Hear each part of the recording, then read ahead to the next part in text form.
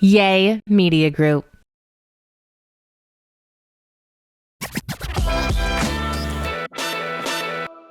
Ladies and gentlemen, welcome back to another episode of the Perfect Pair podcast. Rock Teasy is who I be, and this woman right here.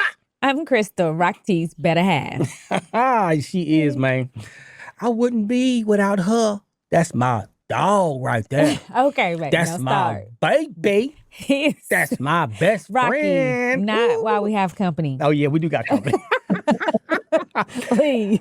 This amazing person that is on screen with us right about now, she goes by the name of Terry Spicer. She is a member of Delta Sigma Theta Sorority Incorporated. Welcome to the podcast. How are you doing?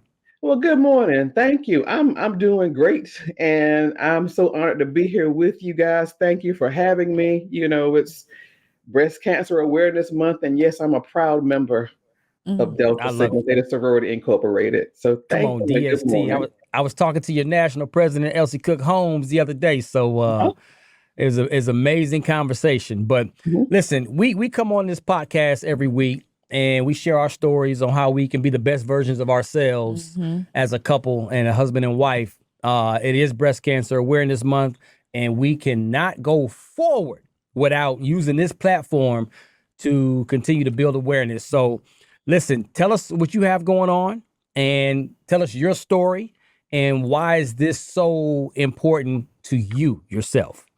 Well, thank you for that question and this opportunity. I'm Terry Spicer again, and the Sisters Inspiring Sisters Incorporated, or the SISI, is my 501c3 nonprofit that I started 11 years ago. My best friend, who was my actual line sister in Delta, I drove her, to her treatment the last year of her life. And it was there that I got to see the incredible need for transportation assistance that was just so minimal in resources. So that's the main platform for the organization. We've helped over almost 1,700 cancer patients in all 100 counties of North Carolina and 17 states in our 11-year history. And in October of 2021, we started the Lift Your Pearls and Check Your Girls campaign because Crystal, Black women die at a 41% higher rate than any other race or ethnicity. Look, we like number one, but in this instance and across other diseases, too often Black folk rank number one. There are a lot of reasons. A lot of times it's a lack of education. It's just not being proactive. Sometimes people say they don't have insurance, but there are opportunities, that you can Google, look at health departments. There are offerings for free mammograms. And so because of my relationship with Gwen, and we called each other Sissy. So the name of the organization is a reflection of our best friendship, our membership in Delta, which is where we came together. And I sat with her until she took her last breath. So I became so committed to this work. But 1 in 8 women will die from breast cancer or be diagnosed. 1 in 8 women will be diagnosed. Let me clear that up real quick. And breast cancer is the most common form of cancer in women in the United States, except for skin cancers. And it is the second leading cause of cancer death in women, like I said, behind skin cancer. So it is, guys, it's frustrating to know that so many women, and I was at a convention talking about transportation and cancer patients. And I asked people in the room, how many of you have had your mammogram? And this was a room filled with educated women, college educated women. Okay, let's just get that right. And I can honestly tell you the hands in the room were minimal, very minimal. Wow. So I talked with a mammographer over at UNC Chapel Hill, and she said, on a good day, out of 10 women, 1 rock might be a Black woman. Okay, let's pause right there. Let's pause right there because do you think it's a fear factor of not wanting to know? Well, I can speak on that. It is a fear factor because I'm like, for me, it was before I got my first one. It was just like, I feel like, you know what? My grandmother and them never went to the doctor. My mom, it's like pulling teeth just for her to get checked because she doesn't want to go. And Rocky, you've said this too. He had an uncle that never went, and when he went to the hospital, he died. So it's like Went that for a normal checkup. right? And it's like that fear alone is like, well, when I go, they're gonna find something, and then that's it. That's the end of my life. And I'm like, that's how I was thinking at first, and until one of my friends, she had breast cancer, and it was just like, well, she was a college friend, but it was just like, how did you, I felt like because I was feeling on my breast, you know how they tell you if you have a lump or something, then that's when you need to notify the doctor or something. So I felt like as long as I did that and I had my little annual checkups and stuff, I was fine. But then she was like, because she had her mammogram is the reason why that was spotted. She said she felt all the time. She thought she was doing the same thing, but she still needed to go and do that. And I was just like, you know what? Let me go ahead and get this done. For real. Well, I'm so glad, Crystal, that you went. And there are a couple of things. And let's talk about, Grandmama Nim, as you referenced Come on. there. Right. Let's go with Grandmama Nim. Let's go to that pocket of women.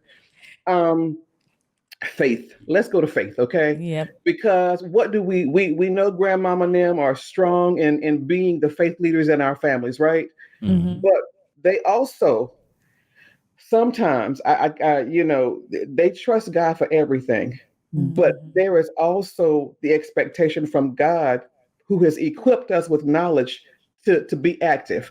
Faith without works. I'm not criticizing Grandmama Nim because they did what they knew, they did what they trusted. But now it's up to us to help Grandmama Nim to understand that being proactive in your health does not mean that you don't have faith in God. God created medicine, okay? No man walking on this earth anywhere was smart enough to create medicine and cures on their own. Can we be real about this right now? Message. So, I've had psychiatrists and clergy members on some of the breast cancer panels that I've had because I wanted them to speak to this very thing. Understand that God is so gracious and so merciful that he created this avenue of assistance to us.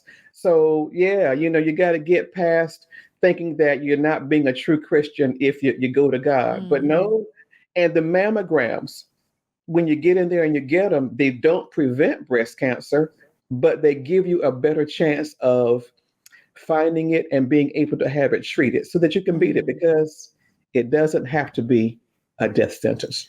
Do you have the numbers, the percentages of whether it's stage 1, here's your percentage of getting through it and surviving it, stage 2, stage 3, stage 4? Do you have those? Oh, well, I don't have those particular stats. I'll look them up, break them down. But I can tell you, behind Black women, they say that Asian and Pacific Islander women are more likely to be diagnosed. Black Hispanics, American Indian, these folk of color. That's the theme, that I found, and I don't have the numbers broken down per se in that regard, Rock.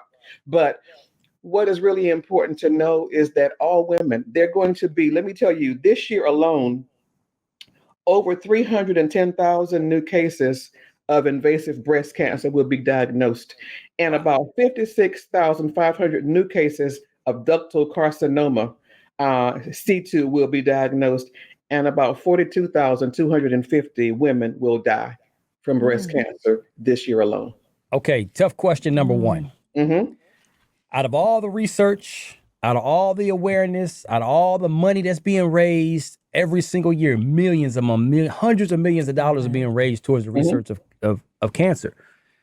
And there's some theories out there that there's a cure, but for some reason, we don't have access to the cure. I mean, what are your personal thoughts? I know we're not doctors or whatever. We're not scientists or whatever, but there's a lot of theories out there about that. So what do you have to say about that? Yeah, and I've heard much of the same, and I have my own personal thoughts, because people say, and I've had these conversations as well, if they can send somebody to the moon, if they can create that kind of thing, why can't they? And, in other conversations, people have said, it's a business, just like everything else. Cancer is a business, because I can tell you, I was on Sunday we hosted a breast cancer forum with the Mayo Clinic Comprehensive Cancer Center. And there were 5 breast cancer folk on that call, survivors. 2 of them were medical doctors. Nothing was cookie cutter. Nobody's cancer was the exact same. Okay. There's no one protocol. There are so many different kinds of factors that, how they, and then again, insurance. Let's take it there. It depends on the level of insurance. When my own husband had cancer 7 years ago, because of the insurance that we had, he got the best treatment. But then somebody else that walks in with the same kind of cancer that he had, if they don't have the same level of insurance, their treatment is altogether different. Do you understand what I mean? And so it was in that particular journey that I really learned, unfortunately, insurance, and again, the kind of insurance that you have certainly dictates the kind of cancer. And so these morbidity rates, these statistics, in that moment, I was just simply saying a lot of this is suspect to me because it's just based on what you have access to. And that's unfortunate. Everybody, of course, should have the same level of care, but we all know that that's just not the way that it is. So all of these theories are out there. But what I can truly say is there are a lot of great people working in the trenches, in the labs, these oncologists, these healthcare providers, the nurses, the doctors, even the little ladies that bring you coffee while you're waiting. These people are passionate about helping, because it's a nonstop, thankless kind of job, and so they work it because they're committed to making a difference, Rocky. Yeah. Man, see, stuff like this bothers me because I get it. Insurance is also a business. Yeah. And if you got someone that's coming into the hospital and they've been diagnosed and they have an opportunity to beat it, you want to give every patient their best chance to beat it. And if you say, oh, let me see your insurance card and what kind of insurance do you have? Here you go, sir or ma'am. And you say, oh, this don't cover this or this don't cover that. Well, I'm sorry, we can only do this much. What do you so you just want them to die? you just well, let me help you with that though. Now, I don't think it's that morbid. Okay, it's not that morbid. Okay, it's not that morbid. I about to say he needs to be explained. Yeah, break it down to me, man. Because let me help you with that. Let me help you with that because when you go in, certainly they look at the level of insurance, but then you've got patient navigators who try to find the kind of resources to help you. So it's not just if you don't have, you're just doomed. No, I don't want to paint that picture at all because these people really truly try to go to bat for you. I was just speaking of one element of the care, so you do have resources and advocates who are trying to help you find the kinds of resources to help you get access to what you need. So, like I said, for some people, if you've got the best insurance, then you don't have to have as much advocacy in trying to help you gain what you already have access to. I want to clear that up. So I don't want to paint a picture that if you don't have the same level of insurance that we had, that you don't get the best care. That's not what I'm saying at all. So thank God for the people who work in the trenches to try to help you gain access to, because there are a lot of incredible resources, but people have to sometimes dig them out. That's why I tell people to Google, work with your healthcare providers, go to the health departments and talk to other people who've been through what it is you have to go through, but do the research. Don't just stop, because again, self-advocacy is one of the best things that you can do for yourself. And the other thing too, is to know your family history. Like grandmama and them, we're talking, in their day, they didn't talk about the illnesses. Everybody kept things quiet. So you need to know if grandma had breast cancer, or if her mom had breast cancer, or if there were aunts and cousins or other people in the family. Know your family history, because again, and get genetic testing. That's very important. It gives you a predisposition to kind of sort of know what you may be facing, if it's a family, genetic kind of line. So those things are really, really important. You got to know your history, but more than anything, you've got to self-advocate and you got to get yourself in and get that mammogram done. I love it. I love it. So how can someone be a part of your SISI group? Like, what do we Yeah, do? well, we www.thesisi.org. We're looking for volunteers. And what I say to people is, men get breast cancer as well. It's just not for girls. Let me bring that back around. Right. Richard Roundtree had. I could call out some names of men that have had breast cancer. Didn't Matthew Knowles, Beyonce's father, just recently come out? Yeah, Matthew Knowles had breast cancer. Yes, he did. And he talked about it even recently. So it's the percentages for men, of course, are very small, but you still can. Some of the symptoms. If your breast is warm, or if there's a dimpling, or if there's a redness, or you feel that lump. Get in. Check yourselves. And they say the best time is like you're in the shower, because your skin is very slippery, in the shower with soap, right? So do these monthly checkups. And the other thing, God is so gracious. You know when something's not right in your body. Right. Come on. We know when something is not right in our bodies. And what you cannot do is ignore that feeling, because again, God is so gracious. Absolutely. And he gives you that knowing. You just know. Absolutely. So you have to be proactive, because cancer has no respect of person, and it is seeking to destroy.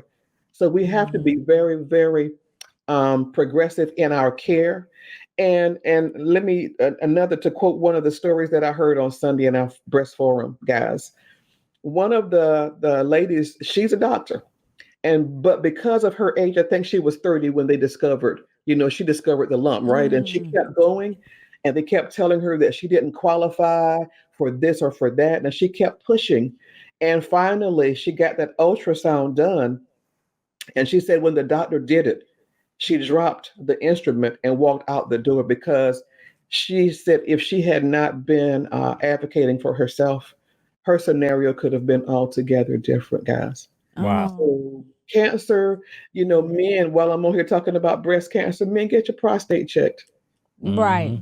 Get your prostate checked. So we can't ignore these things. And again, most times, even with men, by the time that they finally go to the doctor, because they've known something was not right, Right. it's usually in late stage, So, and then the chances of even coming out of that have been lessened because of the lack of being proactive in their health. So Being really, proactive. truly, guys, that's really what I wanted to resound here today, that clarion call. Get out and get your annual mammograms. The way you schedule your physicals, the way you schedule your eye exams. Getting a physical does not mean, that your girls are okay, because that's a separate thing altogether. The tatas. You're right. Rocky Jermaine. Lift your pearls. Look. Lift your pearls and check your girls, okay? Lift your There pearls it and check is. your You girls. show right. I love it. Come I on. love it. Come Bars. on. That's the campaign. Check the Yeah. girls. Lift your pearls and check your girls. I mean, come on. Let's get it, I man. know There that's you heard right. it. Terry Spicer, thank you Thank so much for your time and this great information. Oh my God. How can people follow you on social media? I love you too. I'm really enjoying this. How can people follow you on social media and find that more information? thesisi.org, on Facebook, we're at thesisi.org, and actually even Terry W. Spicer or the Signature Pearl, but we're on across all social media platforms. And again, visit us at www.thesisi.org. We need your support, because again, we provide transportation assistance, getting these folks, to their treatment, getting these folk to get these screenings. And let me give you some credit here, Rock T, Crystal.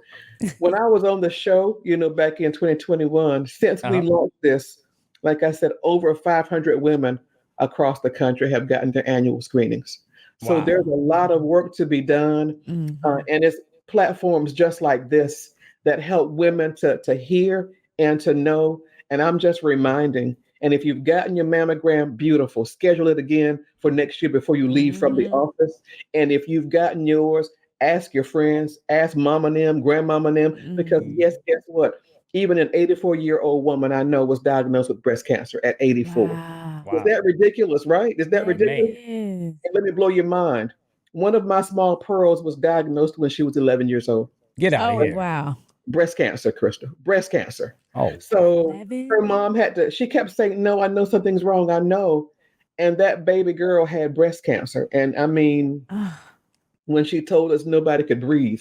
So Right. we don't think of it in those terms, but cancer is just disrespectful. yeah. It is. It So is. Say that Crystal, again. get your mammogram, get your prostate checked, and keep the clarion call going, because people really truly need to be reminded that with their proactivity, the morbidity rates can be lessened, and we can drive and go do something different. How about that? Man, Yes. Terry, we appreciate you. Thank you Thank so you. much. God bless you. Keep doing what you're doing. Keep Thank leading you. the charge. And this platform is always open to you.